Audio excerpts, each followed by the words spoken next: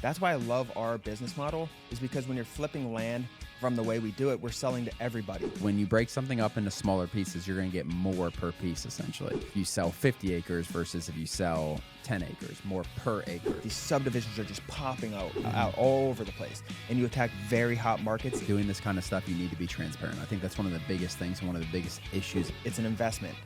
They want to put a future cabin on it, whatever it is. That's why, sustainability-wise, our business model is far superior. All right, welcome back to this podcast. Super exciting episode today. We got our land investing strategies we're going to go over, and we're going to talk about different ways to make money and all of the different strategies we're seeing. There's some new ones on the rise. There's some ones that have been around a long time, but that's the reason we call this land investing, right? I don't like to call it land flipping because that indicates to one different model, right? Land investing, it brings them all together because as time goes on, industry changes, we got to pivot, we make things happen. We used to not do any subdivides, we do a ton of subdivides now. So I'm excited to get into this. Yeah, lots changed, and that's why, like you said, like that's why we call it land investing. That's why we're land investing online, because it's more than just buy and flip. There's a lot of stuff we do with land to make money. It is making money in land, a lot of different things that it encompasses. Exactly, and I have some things written down here, but this is going to be kind of a shoot with us just going back and forth and trying to figure out the different, or try to see the different and talk about the different strategies that we're going to be doing today. Yeah, I mean, I think the first one, just starting off, and this is our bread and butter still today, is just buy and flip. Yeah. You buy something for 40, 50% of market value and flip it on the market. Right. You reach out to landowners, off-market landowners, property owners, and offer them a certain amount of money and then buy and flip it with deal funding, with hard money, whatever it is. But that's definitely the majority of people watching, I think, Dan. It's definitely the one that we started in as far as like how we initially made our money, how we initially got into land, and it's grown from there. But that was kind of our base. Yeah, and it's changed too, because I think on the list that I'm thinking of in my head right now, this is probably the most volatile too. And I don't want to say short term, because it's not. You'll be able to do this for a long time, I think. But when you look at how the market and competition and sustainability, it's one of the lower on sustainability in my mind. Just because the barrier to entry, you think? Barrier to entry. And you're, more importantly though, it's the least, when you look at all of the models, it's the least value to the seller, I think, or one of the least. I think all these other things pretty much, besides one, you're giving more value to the seller, which in my mind makes it more sustainable. Yeah, that makes sense. And we can get into that as we're going through the others. Yeah, I mean, the value in what we do with land flipping and like with when you buy it, it's like you get a really quick cash offer to the seller. Like the value, we can talk about that in each one too. The value to the seller is they get their money really, really quick with this situation. Yeah. Where it can be 2-3 weeks is very, very reasonable. And that's what we aim for. So that's definitely a value to seller, but I see what you're saying as far as. But the price is going to keep driving up. What do you mean? The offer percentage. The offer percentage is going to keep driving up, I think, as it gets more advanced, which is fine because there are so many ways in land investing to make money. But I think over time, the price we have seen it gets driven up over time, and obviously that changed through markets and as the economy goes hot and cold and vice versa. But I think over time the price goes up, and that's because you need to give the seller more value. 100%. Naturally, it's just the market's asking for it. And this is when we're talking about this buy or flipping land. When we talk about this for this situation, this is doing no improvements. This is buying it as is, selling it as is. So keep that in mind. And it's the lowest barrier to enter. And I think that's what drives it. For sure. Yeah, it's definitely as far as stuff we're going to talk about. You get funding for it. It's simple. You're not doing any improvements or anything like that. You just got to pay for marketing and data. Yeah. So it's low barrier. But it's still working very, very, very well, and it's not going anywhere. The way we do it just might change a little bit. That was good. So where do you want to go next? Probably double closing, Dan. I think it's the most similar. It's just a little bit different. That's the one that, in my mind, that was lower value to the seller if all is equal. Yeah. So if the offer price is the same. Oh, for sure. And you're double closing, that's obviously lower value, right? So just explain for newer listeners, people who aren't very familiar with double closing. Yeah, so essentially you are let's say you're offering the seller $50,000, but you want 90 days to basically market the property. And when you're doing double closing, we're doing this kind of stuff, you need to be transparent. I think that's one of the biggest things and one of the biggest issues in a lot of people doing this business is they're not transparent with the seller. So maybe you get 90 business days to close or something like that, and you're looking for buyers at this time. Let's say you find a buyer at $70,000. You're going to literally have 2 transactions on the same day. So you're going to buy their property for $50,000 and you're going to sell it for $70,000 on the exact same day. There is 2 transactions real estate wise. That's why it's called double close. It's 2 transactions that are happening. It's not a wholesale. It's not an assignment. It is a double close with 2 separate transactions. You buy and sell the property on the same day and then essentially make the difference. Very scalable. The advantages are obviously you can offer a lot more to the seller. Like we're not buying, typically you're not going to buy a double close at 50% of market value. Yeah. Because you never really own the property. You never had to deal with that stuff. But yeah, I think it's you don't need the margins in double closing because there's no risk. Very low. When you're tackling a buy and flip, like we said, you're buying for 50, selling for 100, buying for 55, selling for 100. There's risk because you're tackling it. You have investors' money involved now. The investor has risk. There's risk. Double closing, there's very, very little risk. Yeah. In general, it's a growing strategy. I think for sure. I think there is a lot of value to the seller. Because it allows you to get them more money, essentially. Like the and you need to speed pay is what cash. they're losing, though. You need to pay cash at closing too. Correct. Yeah, it's not like so. This is double close. Is not like you might have to get transactional funding or something like that, where you need to get someone's $50,000 for a couple hours. Yeah, because you need to buy it. Exactly. 100%. But yeah, what are your thoughts on like the future of double closing? I'm interested to see where it goes. I think you can have it with where it adds a ton of value to the sellers. I think how some people do it, it doesn't, and it gets a bad rap. I like it better than assigning properties. Assigning's probably the lowest on the spectrum when I see all of these models put together that I would be interested in, and I want to talk about that next. Next, we're going to go into assignments to builders and things like that. But no, I love double closing. Right now, with where it stands, I would probably, if I started a business from scratch with knowing what I know now, I'd imagine it would be around 30 to 40% of our deals or more. Yeah. That makes a lot of sense. And then subdivides would be the rest. Because when you're subdividing, you got to buy the deal. So typically, if you're subdividing, you can get them on the MLS, right? You can go attack properties with a lot of road frontage on the MLS. You can go off market, but it doesn't matter because you can offer 80, 90%. We're talking about subdividing now? Of subdividing. But the reason I'm talking about subdividing is because on those properties, you can't really you can't really double close a subdivide. It just makes it very difficult because you're chopping it up into more. It just gets really true. You can, but the complications go up. And the complications go up, the risk of the seller backing out and things happening go up as well with it. 100%. So going to assignments from now. So we just talked about double closing assignments. A lot of people don't know the difference between assignments and double closing. There's a lot of different ways to do assignments also. You can get a really good deal under contract, like let's say a buy and flip under contract, and you can try to assign it to another land flipper. A big part of land, that's one strategy. A big part of land investing and how people are doing it are they'll assign deals to like builders and stuff like that with infill lots, smaller lots where they get things under contract, a lot in Florida for $10,000. Texas now. Yeah, exactly. Then they charge a builder $2,000 on top of that. Builder gets it for $12,000. You make $2,000, something like that. North Carolina's big with that. Yeah, you don't need to do it that small scale. It can be bigger, more luxury infill lots and neighborhoods. But infill lots is probably, I'm almost certain that it's a bigger market than flipping. People in it? Yeah. Yeah. I'd imagine. And it always has been. It was around before traditional land flipping. Like I've talked to a guy down in Florida. So to clear, are we talking about infill lots or assignments or both right now? I'm talking about infill lots. Okay, go for it.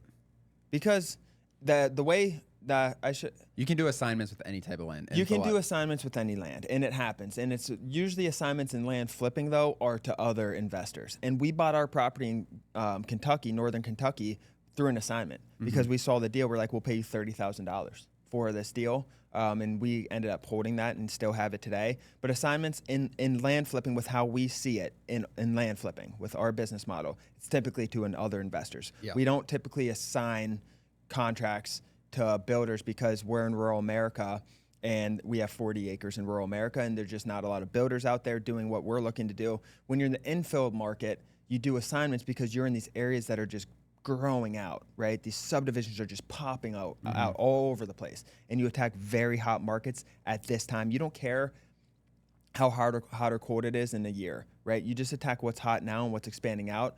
And there's builders there that are just putting in all these subdivisions, and that's why it works in those. That's just kind of the philosophy behind it. Yeah. Does that make sense? Yeah, for sure. So I was talking about assignments with info lots in general. Very common. I mean, that's the most common way for. But if you're an info lot, you don't need to do it that way. You could info lots. You could do double closing. You could even buy and flip if you have good margins. It's harder because these markets are hot. Yeah. People want them. Yeah. What are your thoughts on assignments overall? Just for me, it's like assignments are just definitely a lower ceiling in terms of profitability. I think you're just not making that much money on each deal. It's like there's low risk. It's a lower barrier to enter too. Yeah. Low barrier to entry, low risk, but the profitability is much lower than these other ones where just bigger deals, honestly. I'm not, well, it also cycles with the guy who I talked to in Florida who does the info lots, and he was buying H.R. Horton home, or doing work with them, just finding their subdivisions for, I think he said 40 years. He's in his 60s, right? And he went bankrupt in the 2007-8 market. Wow. Yeah. Now he's rich again. Yeah. Because the building and COVID and stuff. Yeah. But yeah, belly up. Right? And that's because you're with the building market. You're following the building market. If there's no building going on, you don't have customers. That's why I love our business model, is because when you're flipping land from the way we do it, we're selling to everybody. We're selling to you, to everyone else out there who wants land in that area. We're going 2 counties removed from cities where there's a big pocket of land buyers who want land. It's an investment. They want to put a future cabin on it. They want a house on it, whatever it is. That's why sustainability-wise, our business model is far superior. Yeah, the product is much better in my opinion. The product is much more sustainable. There's more than one use case. I think in anything, if you have more than one use case for a product versus these, I mean, an infill lot, there's only one use case building. Yeah. You know what I mean? Yeah. And they're making probably 5 to 10,000 on average. Yeah. An assignment, probably 6,000 average, 7. Yeah. Don't you think? I think that's probably pretty normal. But for that work, it's like, that is bad. A lot of competition down there. Huge competition. But that's because the low barrier to enter. The people that are doing well, though, they're doing well. Yeah, you can do very well. That's a lot But that's of deals. all of these ones we're talking about, you can do well. This is business. This is proven business. That's why we talked about with Clayton the other day. It's like all of these are proven. It's just like, how do you take it? Like, it's just a business model. It can work. It cannot work for you, but it can work if you put in the time and energy, all of these. Ever wondered how land investing can be the fastest path to financial freedom? I break it all down in my new book, One Lot at a Time. I'll show you exactly how to find, buy, and flip land for huge profits without dealing with houses, tenants, or any crazy renovations. It's simple. This is the book that I wish I had when I first started. If you're ready to take control of your financial future, grab a copy now. One Lot at a Time by Daniel Apke. Find it at your local bookstore or on Amazon.com. Where are you going to go from here? Let's see. So we did assignments. We did double closing. We did buy and flip. Kind of info lots there. Yeah, /info lots, we're going to say, yeah. Okay. I mean, we have subdividing, Dan. I think subdividing is a good next step. You started talking about that a little bit. Subdividing is cutting the property up, buying 50 acres, cutting it into 5, 10 acre property. We're buying 10 acres and putting in 100, really. Like if we're talking the infill. What do you mean? Oh yeah. Go. I mean, you can go major subdivisions. We're viewing it. What I was referring to is more minor subdivisions. Yeah. Buying, breaking it up, and then you essentially, when you break something up into smaller pieces, you're going to get more per piece essentially. So you're going to get more per acre if you sell 50 acres versus if you sell 10 acres, more per acre. So you break them up, and then you can buy the properties. The advantage of subdividing is you can buy the properties at such a higher percentage of market value. You're probably not paying, you don't want to pay full market value probably. I just don't like it in general. But theoretically, there are some deals you can buy market value and still make really good money. Yeah, and when I'm looking at like these business models next to each other, or these land investing models next to each other, I'm kind of looking at 3 different things in the back of my head. I'm looking at the value we provide to the seller, to everyone else, which is like the sustainability, right? And then I'm looking at, because the value you provide is equal to the sustainability of the long term, right? If you're not providing, that's why like a lot of the traditional drop shipping stores and like where they're just taking a product, putting it online, e-commerce, not holding inventory, all that stuff, it's very little value because they can go to any of those shops. Mm-hmm. It's not like you have superior technical support that can help point them in direction typically. That's why the value is low, and I think the sustainability is low because of it. When you have very high value to everyone involved, That's the sustainability, something that's going to be around forever, right? So I'm thinking of that. I'm thinking of the profitability. So just how much you make on the average deal. And then I'm thinking of the simplicity of it, how simple it is. And when you're looking at things like, we'll talk about entitlements and major subdividing after this and things like that. But when you're looking at those three things, the sustainability, I can pay so much money for this piece of land. I could pay over market value to this seller because I'm going to split it up 10 times and sell it for 4x the money. And then you're improving it on the back end. And then you're finding, people who couldn't afford a 60-acre property, you're chopping it up into 5s, and now there's a big market for 5-acre. So you're providing value on both sides. Profitability, what's the average return on an actual subdivide if you're splitting it up over 8 times? A lot. If you're buying it for 100% of market value, splitting it 8 times or more, it's probably 300-400% minimum, I think, right? And then you have the simplicity. Like, these are minor subdivides, like you said. Yeah. No roads, no engineering, no BS that you got to deal with the counties or anything. You just split it up on paper, sell the lots. You combine those three things, and that's why this is probably my favorite. Yeah, it's definitely sustainable. I like that you don't have to do a lot of deals per year. Like, you can do a deal a quarter or something just like scary, that. though, when and make a $500,000, make $1 million. Like, it's very, very realistic. and you can get the properties easily. 100%. It's not that difficult. Pay Like, 90% yeah. and get a split with over 8 times. You're splitting it 8 times or more. I'm just making that number up, but it would be something around there, is what I think. Yeah, you can make you can do really, really well in subdividing, guys. If you're thinking about coming in this business, you're like, I don't want to do a ton of deals, and like, it can be something you do your first deal. There's more barrier in terms of education and stuff, I think, but like, there's plenty of people who are only doing minor subdivides and aren't messing with any other stuff. Subdivides so hard. What was that, last year? We used to not push it. Yeah. We definitely, it's just a way to make so much more money. Even when you accidentally run into a subdivide deal, like, you pushing subdivides when you weren't targeting maybe a subdivide initially. And the people who are most likely to sell on the market or people to sell out there are on the market deals. And that's why I also like subdividing, because there's a list of sellers who are already committed to selling. They put it on the market, they got a realtor, whatever, blah, blah, blah, blah. It's been sitting for 90 days. It's been sitting for 60 days. They want too much money. It's not listed right. It's got 3,000 feet. So on land portal, on the market, yes, for sale. It's been on for over 90 days and hasn't sold, and blah, blah, blah, blah. You get your filters and you get a whole list of on-market properties that are sitting, right? And they have 3,000 feet of road frontage or 2,000 feet of road frontage. You look at them, you identify, you hop in, do a little quick 2-minute due diligence on each one. You start calling, putting in offers at 70%. Those people will sell. It's been sitting, right? It's up for 100, put an offer at 74, something like that. They've been sitting. You might as well shoot low. You're going to get them. You do 10 of those, you probably get 1 or 2, you know? Then you have a good subdivide on your hands. But obviously, check with the county, check with there's a lot that goes into subdivides that we're not talking about.